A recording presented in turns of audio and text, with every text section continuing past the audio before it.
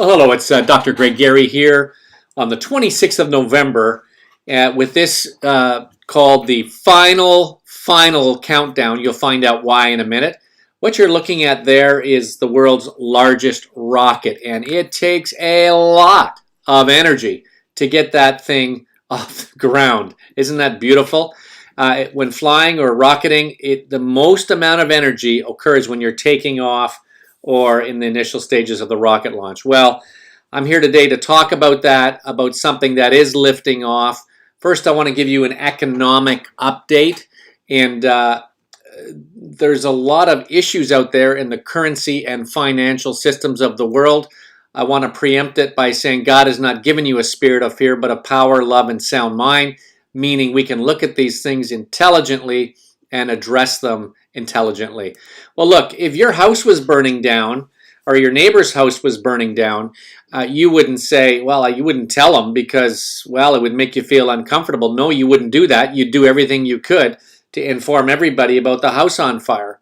And I know that we're not all economists here, but I think people have a general sense that something is not right in the currency and banking system. So here's the U.S. debt clock. And it's not just for USA here, it's for all the nations of the world. Every nation is in debt. Most people around the world are in debt. Now look, Winston Churchill was noted for winning World War II because of his deep understanding of history and people.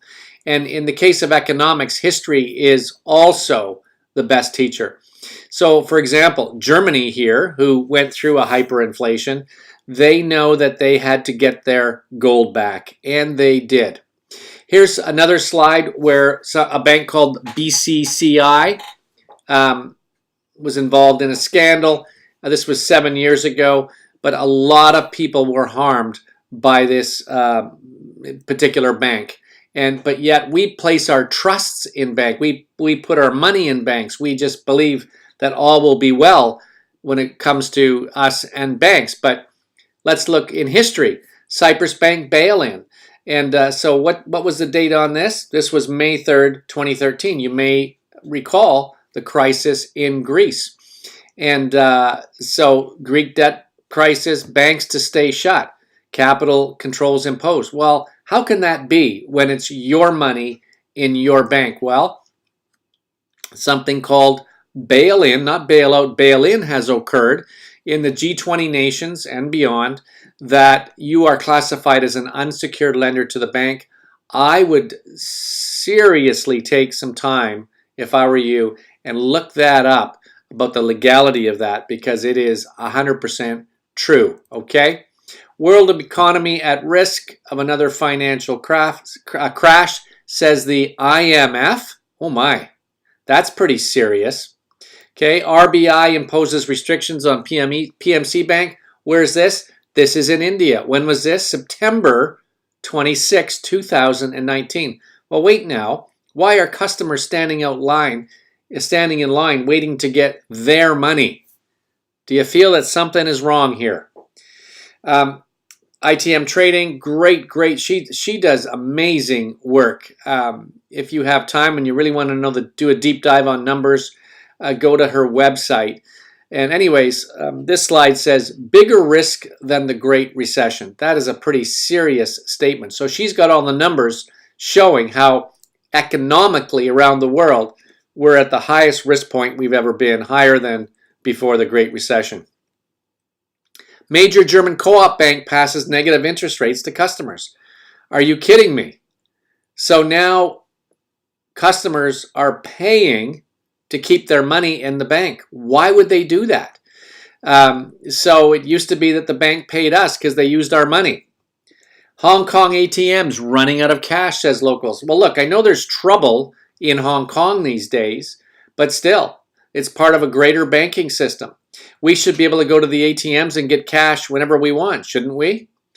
There's a liquidity crisis going on in the banks around the world, and the Fed, the US Fed, is pumping billions of dollars into the repo market overnight. You might want to Google repo market and find out what's going on.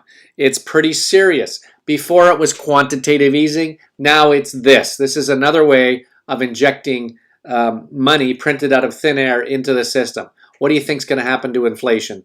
Okay, here's Lebanon. Protesters gather at a central bank as a financial lockout continues. Well, that must have been in the past, right? No, that's October 26, 2019. Metro Bank, customers are worried. That was in that particular case, it was an accounting issue. All right, well, let's get into some intelligence here. Indian households have stocked up to 25,000 tons of gold. So the Indian people know the value of gold, except they put it in jewelry. In Venezuela, an ounce of gold can buy a house. Well, you may know that hyperinflation is going on in Venezuela right now. And what is the only thing you can survive on? Well, it's cryptocurrencies of different kinds and gold and silver. Now look at this headline. Central bank's gold buying spree is far from over. Gold buying spree? Well, wait now, aren't the central banks the ones that print currency like it's going out of control in every nation, in every major nation around the world? Yet they're buying gold. In fact, the central bank has bought more gold in the last year than they have in all the years combined back to 1971. Do you think they might know something? Same slide. Why India wiped out 86% of its cash overnight. How can that be? Who owns that cash? Is this harming the people? Is it their money? Dutch central bank. The world will need gold if entire system collapses. Why would they make such a statement? If entire system collapses. Why are they encouraging people to buy gold? You've seen this pictograph before that shows the steady devaluation of the dollar, and it just kept increasing after 71 when the gold standard was released. Here's a chart of a basket of goods, and look at the end column. It's from 1980 to 2015. The percent increase ranges from 250% to close to 1,000%. But here's the most important question. Did your income go up an average of 675% in the past few decades? No. Everywhere I travel around the world, the answer is no. So inflation is not running at 1.5% or 2%. It's much, much higher, and it's compounding. Well, this is a graphic from some of my previous videos, and it shows key sectors of the finance and banking system. And it's in red because they're all issues, they're all problems, they're all challenges, because the whole system is based in fiat, which is a paper currency system that they keep having to print to keep paying the ever-increasing debt, which causes an ever-increasing inflation. Well, we have to remember something, and you have to understand something. And again, do your own research, but gold holds its buying power. That's the power of gold. Although I'll show you a few slides from now that it does more than hold its buying power. Okay, so here's a great example. 1950 Ford pickup, $1,000 US, 30 ounces of gold. But this day and age, you're certainly not going to pay $1,000 US for it, are you? But guess what? You can still pay 30 ounces of gold. See, gold holds its buying power. But look at this. Actually, gold has gone beyond holding its buying power. It's gone up in performance. Look at how it holds against the currencies of the world. It's all green, folks, for the euro, for the USD, in Great Britain, in Australia, in Canada.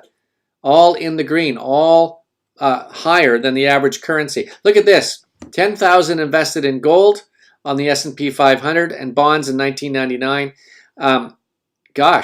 Gold significantly has outperformed the S&P and in bonds back as far as 1999. My goodness. Well, look, what if someone created a gold-centered system that dealt with every issue in the currency and banking system and could help make you wealthy as you simply did an asset transfer? Well, that's what we're dealing with here. So I showed you this. These are all the issues, and what we've got here is this. So we go from red to gold because everything is based in gold. A gold bank, gold exchange, gold mines, digital gold. global payment system in gold, digital gold wallet, cash gold vending machines, if you can imagine.